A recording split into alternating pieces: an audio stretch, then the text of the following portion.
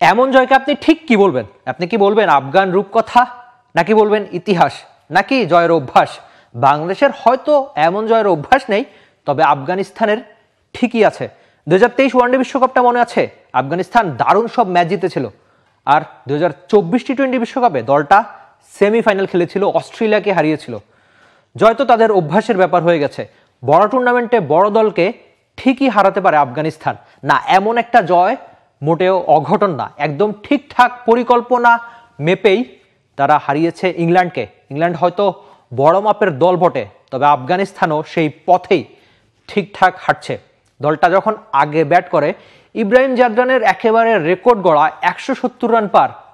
Champions ট্রফির ইতিহাসে এর আগে কোনো ব্যাটার 170 রান পার করতে পারেনি, সেখানে ইব্রাহিম জাদরান খেলেছেন তার ক্যারিয়ারের সেরা ইনিংসটাই। আফগানিস্তানের এই ব্যাটারের বয়স খুব বেশি না, মাত্র 23, আর 23 বছরেই তিনি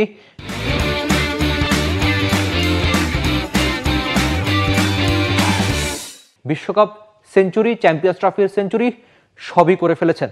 আফগানিস্তান আগে ব্যাটিং করে 300 রান পার করে তার ব্যাটে চড়ে, তবে শেষ দিকে মোহাম্মদ নবীর ওই ঝড়, মোহাম্মদ নবীর বয়স হয়েছে বটে, এই টুর্নামেন্টটাই তার একেবারে শেষ। সেটা আগেই বলে দিয়েছেন যে ওয়ানডেটা একদম ছেড়ে ছুড়ে দিবেন এই চ্যাম্পিয়ন্স ট্রফি শেষেই। তবে শেষটা ঠিকঠাক দারুণভাবে রাঙিয়েছেন। প্রথম ম্যাচটা উইকেট ছাড়া ঠিক তেমন কিছু করতে পারেনি, তবে আজকে দারুণ বোলিং, দারুণ ব্যাটিং, দারুণ ফিল্ডার হিসাবে ক্যাচও নিয়েছেন। তবে একজন মানুষের কথা একটু বেশিই বলতে হয়, আজমতুল্লাহ ওমরজাই। বিপিএলটা খেলেছেন নিশ্চয়ই, এই তারকাকে আপনার দারুণভাবে মনে আছে। তবে আফগানিস্তানের জার্সিতে কি দারুণ করলেন! শুরুতে ব্যাট হাতে 40 পেরোনো একটা দারুণ কার্যকরী ইনিংস। আফগানিস্তানের যখন দরকার ছিল খুব দ্রুত রান তোলার, সেই কাজটাই ওমরজাই করলেন দারুণভাবে। আর শুরুতে তার বোলিংয়ে উইকেট দরকার ছিল, ফিল্ড সরলকে আউট করেছিলেন, কিংবা ওই যে বাটলারের সঙ্গে রুটের ওই 80 পেরোনো যে একটা জোট হয়ে যাচ্ছিল, তখন ইংল্যান্ড ঠিকঠাক ম্যাচে ছিল, তিনি এসে আউট করলেন। তারপর শেষ ওভারের ম্যাজিক, কিংবা ম্যাচটা জেতানোর পর তাকে যেভাবে টিমমেটরা কাঁধে তুলে নিয়েছে, ওই ছবিটা যদি আপনি ম্যাচ শেষে দেখে থাকেন, তাহলে সেই ছবিটাই ওমরজাইয়ের ক্যারিয়ারের বিজ্ঞাপন হয়ে থাকবে। গুনে গুনে 5টা উইকেট নিয়েছেন, শেষ ওভারে দারুণ বল করেছেন, দারুণ ব্রেক থ্রু এনে দিয়েছেন, আর আগে তো দারুণ ব্যাটিংটা তিনি করলেনই। তার জন্য, মোহাম্মদ নবীর জন্য, জাদরানের জন্য দারুণ একটা জয় দেখেছে আফগানিস্তান। ওই যেটা একদম শুরুতে বলছিলাম, বাংলাদেশ পারে না ভাই, তবে ঠিকই পারে আফগানিস্তান। জয় ব্যাপারটা আদতে একটা অভ্যাসের ব্যাপার। বড় দল ছোট দল বলে অন্তত আধুনিক ক্রিকেটে বা সাদা বলের ক্রিকেটে খুব বেশি পার্থক্য কি আছে? না, অন্তত নেই। যদি আপনি নিজের দিনে ঠিকঠাক ক্রিকেটটা খেলেন, আপনি যদি প্ল্যান অনুযায়ী খেলতে পারেন, তাহলে আপনি অবশ্যই আফগানিস্তান হয়ে ইংল্যান্ডের মতো বড় দলকে হারিয়ে দিতে পারেন। আপনি 350 রান ডিফেন্ডও করতে পারেন দারুণভাবে।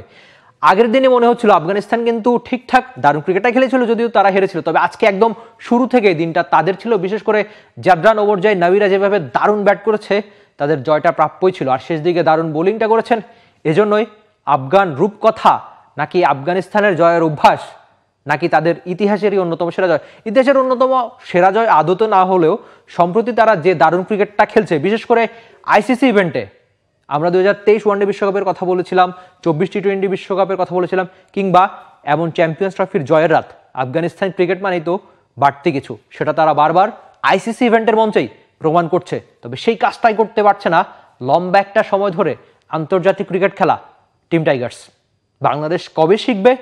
বাংলাদেশ কবে পারবে? For more updates, subscribe to our YouTube channel and click on the bell icon. Follow us on Facebook and Instagram. Download T-Sports app to enjoy exciting games and highlights. Visit tsports.com.